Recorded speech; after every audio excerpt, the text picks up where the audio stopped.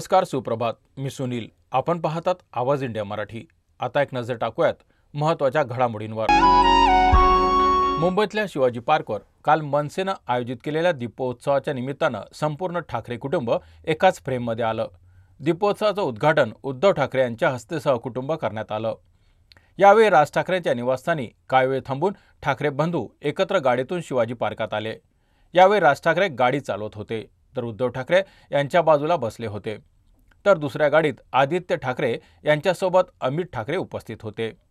ठाकरे बंधूंच्या या एकत्र येण्यामुळे महाराष्ट्राच्या राजकारणात मोठ्या चर्चांना उधाण आलं आहे. शिंदे गटाचे मंत्री गुलाबराव पाटील यांनी संजय राऊत यांच्यावर टीका करत राऊतांच्या हातात आगपेटी देऊ नका असं म्हटलं आहे. तर शिंदेंनी इज्जत गेली गावाची आणि आठवण आली भावाची अशी टिप्पणी केली आहे. हा रडीचा डाव आहे, कारण जिंकल्यानंतर सगळं चांगलं असतं, हरल्यानंतर रडीचा डाव खेळता. आणि म्हणून एक म्हण आहे ती सांगतो, इज्जत गेली गावाची आणि मग आठवण आली भावाची. ही म्हण आहे ना. आता काय फायदा आहे, झालं सगळं आता. आणि म्हणून कुणाला लागू पडते ती काय मी सांगत नाही. मराठा समाजाने आमच्यात अंतर पडले, हे अंतर अंतरवलीच्या दरिद्री पाटलांमुळे पडले आहे असं म्हणत मंत्री छगन भुजबळ यांनी मराठा आंदोलक मनोज जरांगे पाटील यांच्यावर टीका केली आहे. आरक्षण सामाजिकदृष्ट्या मागासलेल्यांसाठी आहे, तो गरिबी हटवचा कार्यक्रम नाही असं भुजबळ यांनी म्हटलं आहे.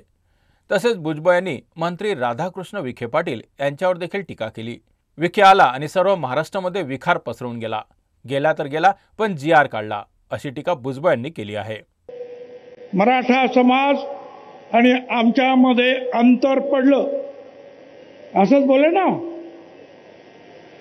अरे हे अंतर या अंतरवालीच्या दरिंदे पाटलामुळे पडलं.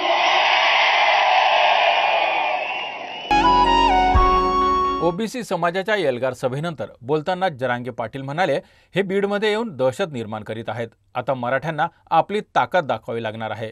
आम्ही तर कोणाच्याही असल्या दबावाला भीतही नाही. मराठ्यांनी आपल्या लेकरांचे भवितव्य वाचवण्यासाठी यांना तोडीसतोड उत्तर द्यावे लागणार आहे. बीडची ही पवित्र भूमी महाराष्ट्राच्या दिशादर्शक होऊ शकते असंही जरांगे पाटील यांनी म्हटलं आहे.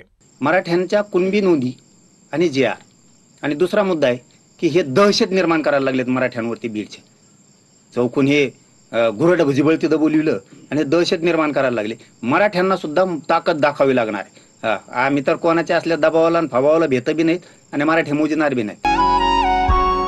ठाणे महानगरपालिकेचे लाचखोर उपायुक्त शंकर पाटोळे प्रकरणी शंकर पाटोळेच्या गयाभोवती ACBने फास अहवालाला सुरुवात केली आहे. ACB पाटोळे यांच्या मालमत्तेची चौकशी करणार आहे.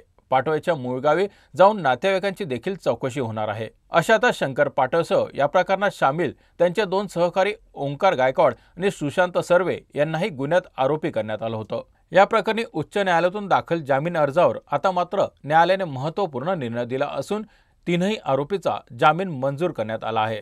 ठाणे मनपाचे उपायुक्त शंकर पाटोळे यांच्यावर बिल्डरकडून 50 लाख लाचेच्या मागणीचा आरोप होता. कल्याणमध्ये शिवसेना शिंदे गटाच्या माजी नगरसेवकाच्या गाडीवर हल्ला करण्यात आला आहे. कार्यालयासमोर भांडण सोडवून जखमी इस्माला रुग्णालयात नेत असताना अज्ञात इसमांकडून शिंदे गटाच्या माजी नगरसेवकाच्या गाडीवर हल्ला करण्यात आला आहे. या हल्ल्यात माजी नगरसेवक उमेश बोरगावकर यांच्यासह ज्ञानेश्वर सपाट, ओंकार सपाट हे दोघे जखमी झाले आहेत. या घटनेने परिसरात खळबळ उडाली आहे. कल्याण महात्मा फुले पोलिसांनी या घटनेचा तपास सुरू केला आहे. दिवाळीनिमित्त मुंबईचे डबेवाले येत्या 20 ऑक्टोबरपासून पुढील 5 दिवसांसाठी रजेवर जाणार आहेत. बहुतेक डबेवाले मावळ भागातील असून त्यांनी घरी जाण्याचा बेत आखला आहे. या 5 दिवसाचा पगार कापू नये आणि बोनस द्यावा अशी मागणी डबेवाल्यांकडून करण्यात आली आहे. यावर्षी पहिल्यांदाच दिवाळीनिमित्त 5 दिवस सुट्टी घेतली आहे. यंदाच्या दिवाळीतील धनत्रयोदशीची पहाट मुंबईतील बेस्ट कर्मचाऱ्यांसाठी आनंदाची बातमी घेऊन आली आहे. काल बेस्ट कर्मचाऱ्यांना दिवाळीसाठी 31,000 रुपयाचं सानुग्रह अनुदान देण्याची घोषणा करण्यात आली होती.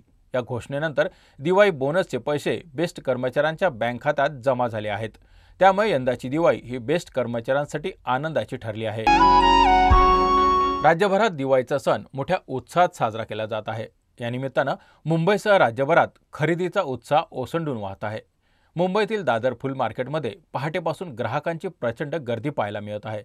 तोरण आणि हारांसाठी लागणाऱ्या झेंडू आणि शेवंतीच्या फुलांना मोठी मागणी आहे. झेंडूचे दर वाढले असले तरी खरेदीचा उत्साह कायम आहे. यासोबतच बाजारपेठांमध्ये पणत्या, आकाशकंदील आणि सजावटीचे सामान खरेदी करण्यासाठी नागरिकांची लगबग सुरू झाली आहे।